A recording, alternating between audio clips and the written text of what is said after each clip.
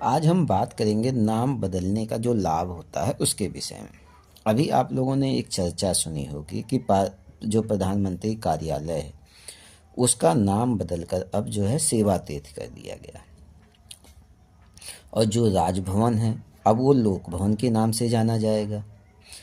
इस प्रकार संस्थाओं के जो नाम बदलने का मकसद है वो है औपनिवेशिक मानसिकता में बदलाव लाना। अब सवाल ये उठता है कि ये जो हमारी नाम बदलने की जो परंपरा है या जो मानसिकता है उससे हमें क्या फ़ायदा होगा। तो ये उद्देश्य बिल्कुल सही है कि हम औपनिवेशिक मानसिकता में बदलाव लाएंगे, लेकिन यह बात भी उतनी सही है कि सरकार सिर्फ नाम न बदलकर जिस भावना के साथ नाम को बदल रही है उस पर भी काम करे, तभी वास्तविक अर्थों में नाम बदलने की जो भावना है वो सार्थक कहलाएगी। जैसे अगर आपने लकड़हारे की जो कुल्हाड़ी है उसका केवल नाम बदल दिया, तो क्या वो कुल्हाड़ी उस नाम से ही केवल जानी जाएगी, बल्कि उसकी पहचान किससे होगी? उसकी धार से पहचानी जाती है। कुल्हाड़ी जो है नाम से नहीं अपनी धार से भी पहचानी जाती है।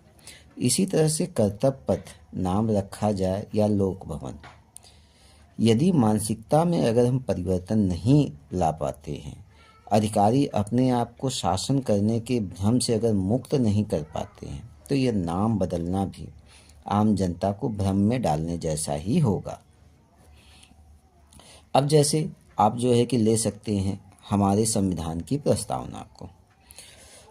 हमारी जो प्रस्तावना है संविधान की, उसकी शुरुआत ही होती है हम भारत के लोग से। हम भारत के लोग से हमारे संविधान की प्रस्तावना की शुरुआत होती है।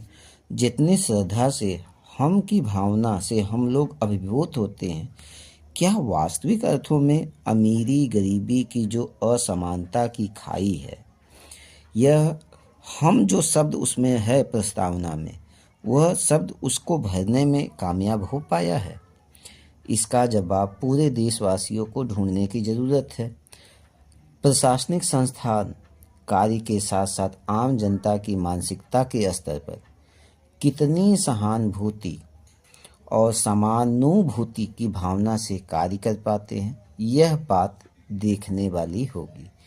यानी केवल हमारे नाम बदलने से कुछ नहीं होगा। जब तक हम अपनी मानसिकता नहीं चेंज करेंगे, जब तक हम अपनी मानसिकता को बदलेंगे नहीं, तब तक नाम बदलने से कुछ भी नहीं होगा।